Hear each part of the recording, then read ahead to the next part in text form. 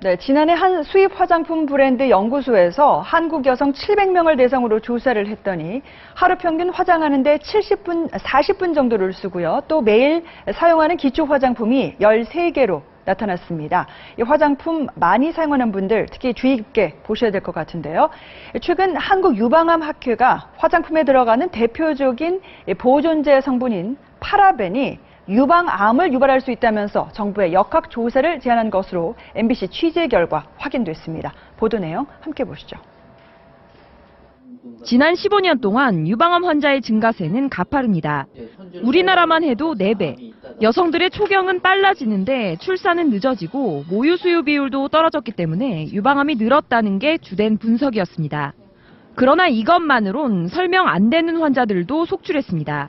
모유 수유했고 육류 같은 거를 좋아한 것도 아니고 저도 잘 어디에서 왔는지는 잘 모르겠어요. 그런데 영국의 한 대학이 최근 화장품에 들어가는 파라벤을 정상적인 유방세포에 노출시켜봤더니 세포가 계속 커지거나 또는 죽지 않고 다른 곳으로 전이되는 모습을 보였습니다. 암세포와 똑같은 성질로 변한 겁니다.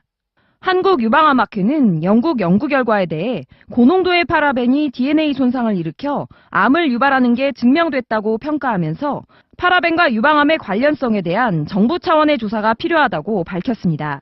화장품같이 저농도로 오랫동안 사용했을 때 그 결과는 아무도 장담할 수 없기 때문에 전 국민을 대상으로 전국적인 정부 차원의 조사가 필요할 것 같습니다. 네, 이 파라벤의 유해성 논란은 우리나라뿐만 아니라 전 세계적으로도 꾸준히 제기돼 왔었는데요. 파라벤에 대해서 들어는 봤는데 정확하게 어떤 성분인지는 잘 모르겠다는 분들 많습니다. 자료를 보면서 설명해 드리겠습니다. 네, 화장품을 구성하는 성분 먼저 크게 4가지로 나눌 수가 있습니다. 가장 먼저 정제수, 그러니까 물이고요. 여기에다가 미백 효과나 주름 개선 같은 이 화장품의 기능성 성분이 또 추가되죠. 또 피부 흡수가 잘 되게 도와주는 계면 활성제, 즉 유화제가 들어가고요. 그리고 마지막으로 화장품의 변질을 막는 방부제가 들어갑니다. 자, 그런데 화장품에 들어가는 이 보존제, 즉 방부제의 종류를 살펴보면 파라벤, 또 페녹시 에탄올 등 20여 가지 종류가 있는데요. 이 가운데 가장 많이 쓰이는 대표적인 성분이 바로 파라벤입니다. 이 파라벤 같은 방부제는 화장품이 미생물에 오염되는 걸 방지하고 또 3년 이상 안전하게 보존될 수 있도록 해주는 그런 역할을 하죠. 쉽게 말해서 상하거나 썩지 않게 해주는 겁니다. 파라벤은 한때 인간이 만든 화학 방부제 가운데 안정성이 가장 뛰어나다는 평가를 받기도 했었습니다. 자, 파라벤에 대해서 좀 더 살펴보겠습니다. 네, 이 파라벤은 1920년대 미국에서 개발됐는데요. 화장품뿐만 아니라 치약, 샴푸, 또 의약품 등 이 다양한 품목에 매우 폭넓게 사용되어 왔습니다. 자, 그런데 10여 년 전부터 영국과 유럽을 중심으로 파라벤의 안전성 논란이 제기돼 왔었는데요. 파라벤이 체내에 들어가면 여성 호르몬인 에스트로겐과 유사하게 작용을 하면서 호르몬 교란을 일으키고 또 암을 유발할 수도 있다. 이런 문제가 제기된 거죠. 자, 그런데 파라벤이 실제로 암을 유발하는지 그 인과관계는 아직까지 밝혀지지 않았습니다. 하지만 유력한 증거들이 여럿 발견되면서 유럽에서는 이 파라벤 허용 기준을 점차 강화하고 있는 그런 추세인데요. 자, 유상경 아나운서, 이 파라벤에 대한 규제, 유럽과 우리나라의 이 규제 기준이 다르다고요? 네, 그렇습니다. 이 방부제 성분은 파라벤은 종류가 다양합니다. 그런데 우리나라 식약처에서 화장품에 사용해도 된다고 허용한 파라벤은 모두 7가지 종류입니다. 이 가운데 이 페닐파라벤은 지난 9월 식약처가 법조항을 바꿔서 올해 말부터는 사용을 할 수 없게 됐습니다. 자, 나머지 6종류를 살펴보면 이 메틸파라벤과 에틸파라벤은 유해성이 상대적으로 덜한 반면에 이 프로필과 부틸은 이 파라벤류는 유해성 논란이 많은 성분입니다. 이 덴마크에서는 2011년부터 프로필과 부틸파라벤을 만 3살 이하 영유아를 위한 제품에는 사용하지 못하게 했습니다. 유럽연합도 이 성분에 대한 규제를 대폭 강화했는데요. 지금은 제품에 0.8%까지를 넣어도 되지만 내년부터는 0.19% 이상 넣지 못하도록 했습니다. 하지만 우리나라는 아직까지 0.8% 이내 함유량이면 안전하다는 입장을 고수하고 있는 상황입니다. 또 이소프로필과 이소부틸 파라벤의 경우에는 유럽연합에서는 이번 달부터 아예 사용을 완전히 금지시켰습니다. 그러나 우리나라는 이 두 종류의 파라벤에 대해 역시 0.8% 기준 이하라면 안전하다는 입장입니다. 다만 유럽연합의 금지령을 의식했는지 식약처에서 다시 한번 위해성 평가를 진행해 내년 6월까지 완료하겠다는 계획을 발표했습니다. 이 파라벤을 두고 체내에 축적이 된다, 안 된다. 과거에는 전문가들 사이에도 의견이 분분했습니다. 하지만 최근에는 이 파라벤을 장기간 사용할 경우 체내에 축적될 수 있다는 가능성을 보여주는 연구들이 속속 나오고 있는데요. 영상 함께 보겠습니다. 해외의 한 연구진이 유방암 환자 160명을 대상으로 이들의 암세포를 떼어내 그 성분을 분석했습니다. 그런데 이들 암세포의 99%에서 파라벤 성분이 공통적으로 검출됐습니다.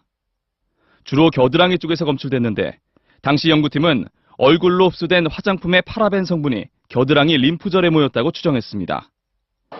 또 의학과 약학, 생물학, 보건학 등 각 분야의 독성 전문가 천여 명이 모인 학술단체인 한국독성학회는 치약과 칫솔질 등 입을 통해 섭취된 파라벤의 양은 화장품 등 피부를 통해 흡수된 파라벤의 양보다 훨씬 적다며 입으로 섭취한 파라벤은 피부로 흡수된 파라벤과 달리 빠르게 분해된 뒤 소변으로 배출되기 때문에 몸 안에 거의 남지 않는다고 밝혔습니다. 또 같은 양의 파라벤에 노출되더라도 어린이에게는 독성이 더 강할 수 있다며 우리나라에도 유아용품에 대한 파라벤 허용 기준이 따로 필요하다고 지적했습니다. 전문가들은 여성들이 과거부터 오랜 기간 이 파라벤 성분이 포함되어 있는 화장품을 사용해 왔고 또 가짓수 또한 계속 늘고 있기 때문에 시간이 갈수록 위험에 노출되는 여성도 크게 늘 것으로 경고하고 있습니다. 화장품을 보다 안전하게 사용하는 방법이 무엇일지 함께 모색하는 게 시급해 보이는데요. 자, 유성경 아나운서 어떤 방법들이 있을까요? 좀 소개해 주시죠. 네, 먼저 우리나라는 지난 2008년부터 화장품 전성분 표시제를 시행하고 있는데요. 화장품에 들어간 모든 성분을 의무적으로 표시하도록 한 겁니다.